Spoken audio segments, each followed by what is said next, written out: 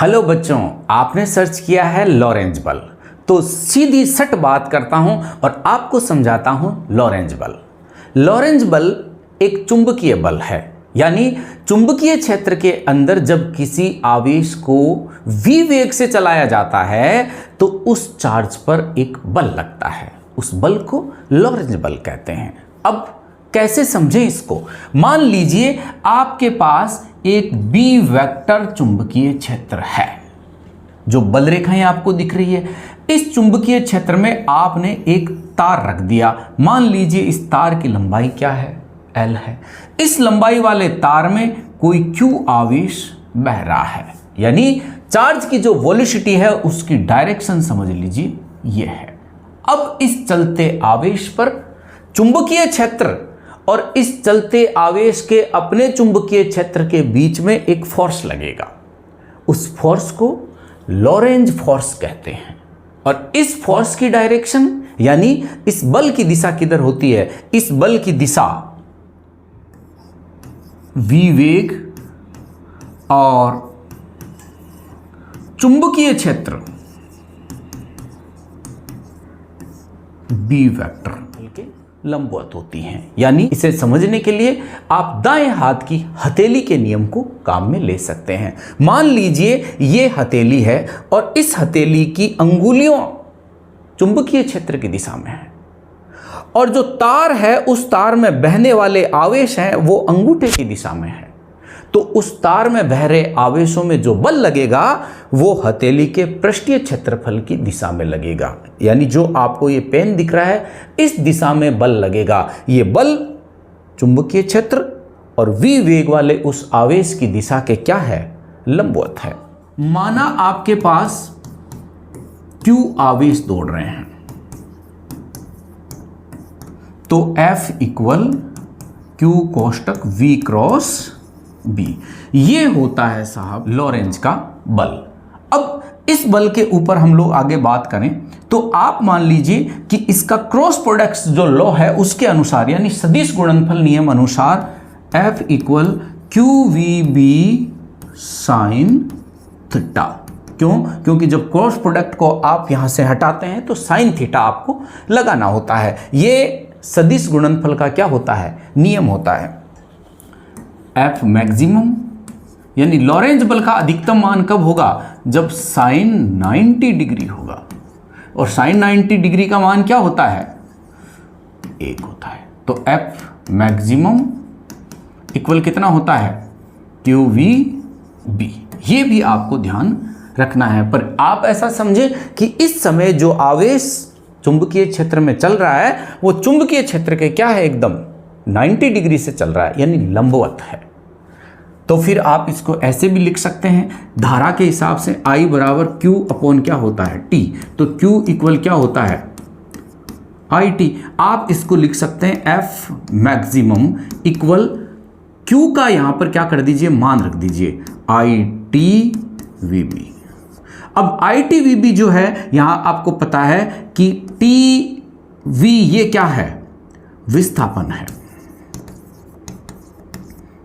अब ये विस्थापन कितना है? इस तार की लंबाई समझ लीजिए। माना कि ये क्या है? L। तो F मैक्सिमम इक्वल क्या होगा? ILB।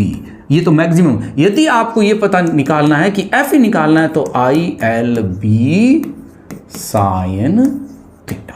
ये आपको ध्यान रखना है। ये होता है लॉरेंज बल। अब इस लॉरेंज बल के अंदर आप मिनिमा एंड मैक्सिमा जो थीटा को चेंज कर करके इसके मान को निकाल सकते हैं। एक डायग्राम आपको और दिख रहा है चुंबकीय क्षेत्र का। इसमें आपको एक यहां पर चार्ज दिख रहा है जो रखा हुआ है। ये चार्ज ये समझ लीजिए कि इस दिशा से इस दिशा में आ रहा है। यहां पर 90 डिग्री का कोण बन रहा है। इसका मतलब इस पर F मैक्सिमम लगेगा। लेकिन हम देख रहे हैं कि ये लंबवत होता है। अगर चुंबकीय क्षेत्र की दिशा इस तर्जनी की ओर है और आवेश मध्यमा की ओर दौड़ रहा है तो बल की दिशा इस अंगूठे की ओर होगी। यह भी बल की दिशा ज्ञात करने का एक नियम होता है। हथेली के नियम से ज्ञात करो, चाहे तर्जनी, मध्यमा और अंगूठे के नियम से ज्ञात करो। बल का नियम आपको बल की दिशा बताएगा। इसी तरह से हमारे पास ये लॉरेंज बल। अब हम लोग यहां पर एक बात अलग करना चाह रहे हैं कि लॉरेंज बल का आपने मान निकाल लिया F maximum equal ILB। Okay, F maximum equal QVB। ठीक बात। अब अगले पूछ लेते हैं कि भाई आप यहां पर आपको बल दिया हुआ है, आवेश दिया हुआ है, वेग दिया हुआ है, तो आपको यहां पर चुंबकीय क्षेत्र का मान ज्ञात करना है। तो चुंबकीय क्षेत्र का मान कैसे ज्ञात करेंगे? QVB upon F maximum equal क्या है 1। तो आप B इक्वल आपको लिखना पड़ेगा F मैक्सिमम अपॉन QV, यानी B में आप F, Q और V के मान रखकर आप चुंबकीय क्षेत्र तीव्रता उस जगह की ज्ञात कर सकते हैं। चलो ये बात हो गई यहाँ पर लॉरेंज बल की, लॉरेंज बल का मिनिमा एंड मैक्सिमा। और लॉरेंज बल अगर आपको दिया हुआ है तो हम चुंबकीय क्षेत्र कैसे ज्ञात कर सकते हैं। लेकिन होता क्या है कि आपको जब पूरा बल उस जगह का निकालना है तो वहाँ पर दो बल काम करेंगे, एक तो आपको लॉरेंज बल और एक आपके पास वैद्युत बल। मान लीजिए ये इलेक्ट्रिक फोर्स है और ये यहाँ पर क्या है, लॉरेंज बल है, क्योंकि ये माना जाता है कि जब एक चार्ज चलता है तो उसमें क्षणिक स्थैतिक बल भी होता है और उसे क्या कहते हैं, वैद्युत बल, क्योंकि गति करता आवेश चुंबकीय क्षेत्र पैदा करता है और स्थिर आवेश क्या पैदा करता है, विद्युत क्षेत्र पैदा करता है। तो माना कि आवेश में कुछ स्थैतिकता है, स्टैटिकल पोजीशन में है, तो हम लोग उसको ऐसे लिख सकते हैं टोटल F इक्वल QE। ये बहुत मिनिमम होता है Q कोष्टक V क्रॉस B, ये भी लॉरेंज बल ही होता है, पर इसमें यह माना जाता है कि इसके अंदर स्टैटिकल सिचुएशन है, कुछ तो विद्युत क्षेत्र है इसके अंदर, चुंबकीय क्षेत्र भी है, इसी वजह से ये क्या होता है, बल लगता है। तो ये आपके पास लॉरेंज बल, लॉरेंज बल से चुंबकीय क्षेत्र तीव्रता कैसे निकालें। और चुंबकीय क्षेत्र तीव्रता अगर आपके पास है और आप ये सोच रहे हैं कि लॉरेंज बल के अंदर स्थैतिक और गतिक दोनों गुण होते हैं, इस वजह से इसका पूरा चुंबकीय बल भी आपके सामने है। तो ये है आपका लॉरेंज बल।